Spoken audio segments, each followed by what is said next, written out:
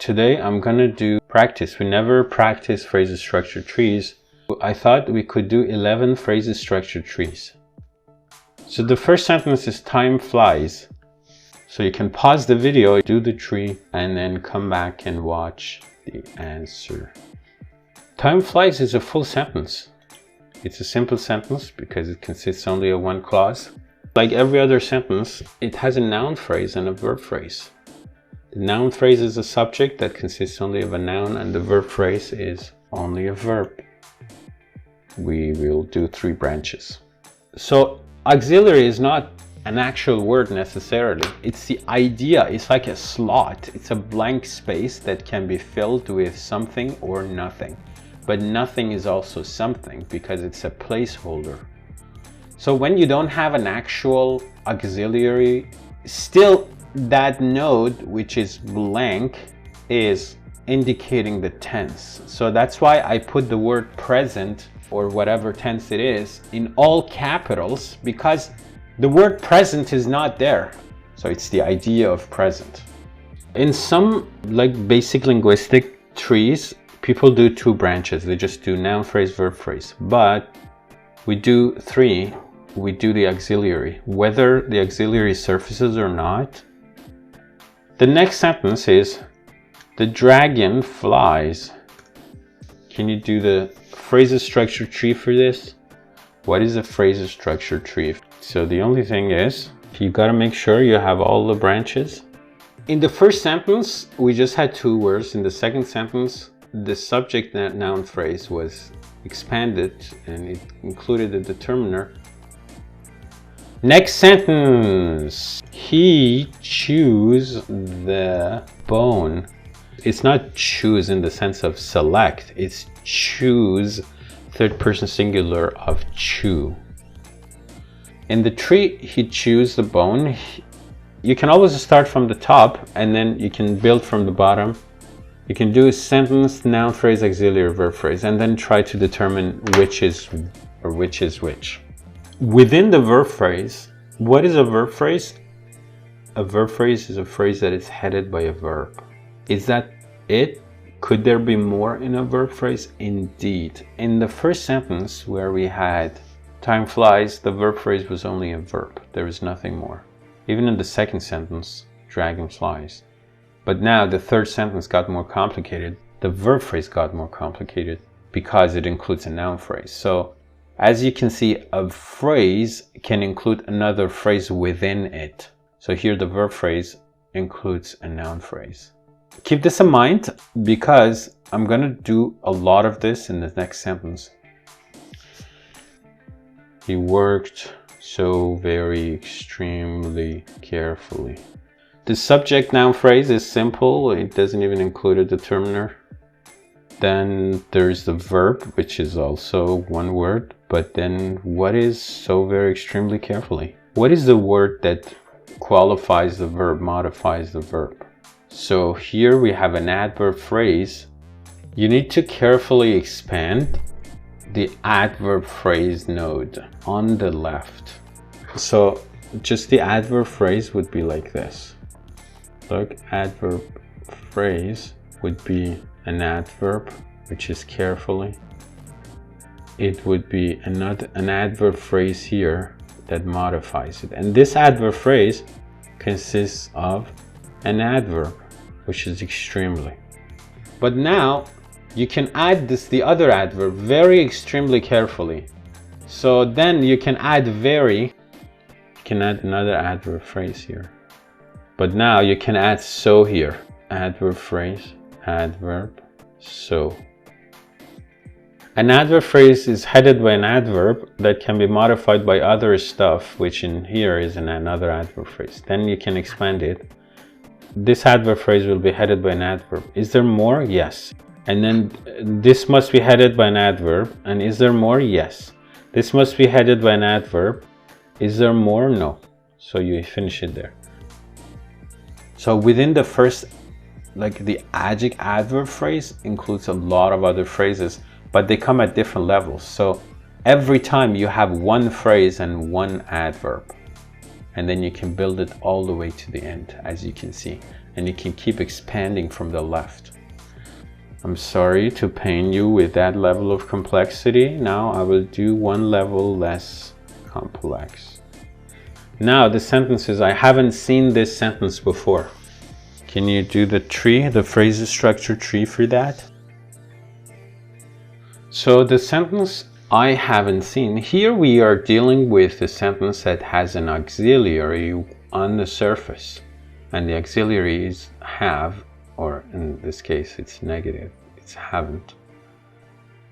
Then seen becomes the verb, part of the verb phrase, heading the verb phrase. It expands on the right because it includes an object noun phrase, which is this sentence, and an adverb phrase, which is headed by an adverb, and it's before.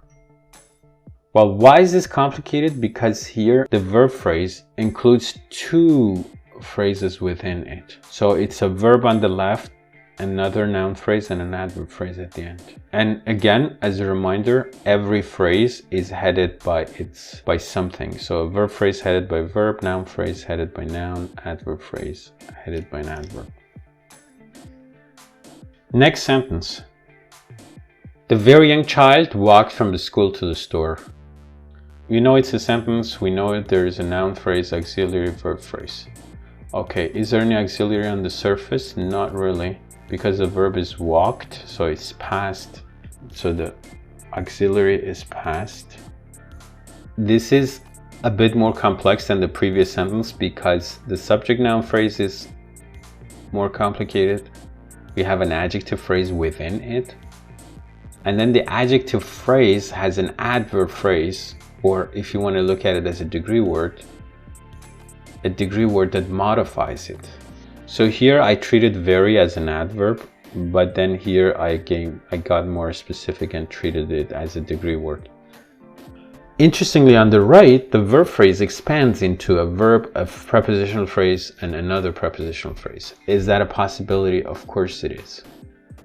So it's important to know that a phrase can include more phrases inside it.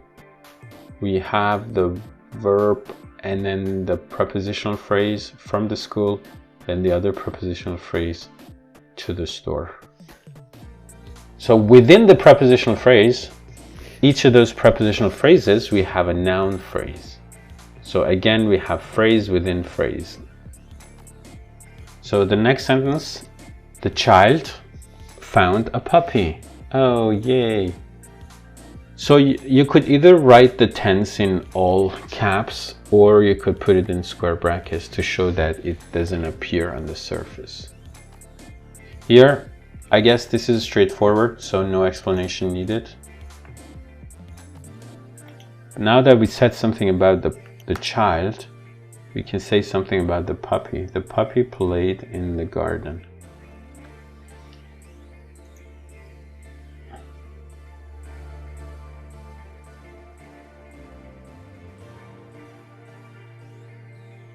The girl walked down the street with a gun toward the bank. This is not really complicated. I think the sentence we did further above, which was walked from the school to the store, it's a similar sentence. It's just the fact that instead of two prepositional phrases, it has three. It's walked down the street with a gun toward the bank. So it shouldn't confuse you. In the verb phrase, just do the verb on the left and then as many prepositional phrases as you have. So in a sense, the verb phrase in English is head initial, in the sense that first you have the head of the verb phrase, which is the verb. Then it expands on the right.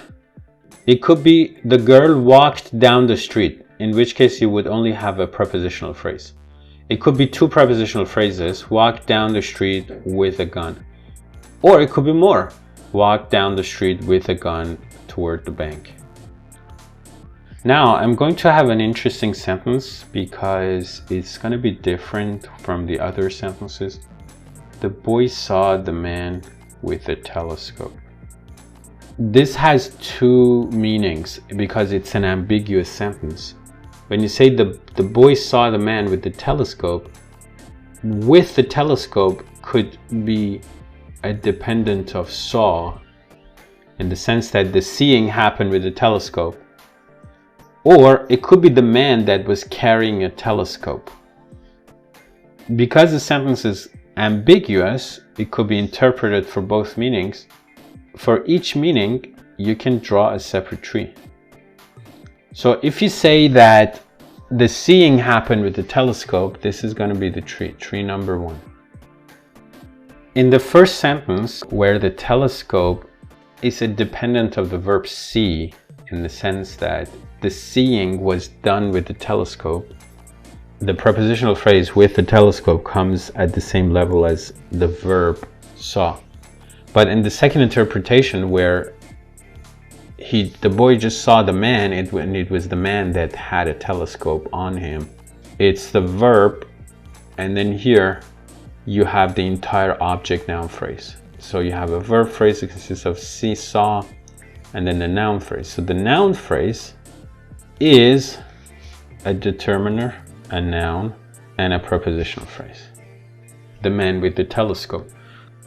In the first sense, the boy was carrying the telescope, but with the telescope goes with the verb first, and then the verb goes with the subject. So you shouldn't be confused that, oh, it was the boy that had the telescope. No.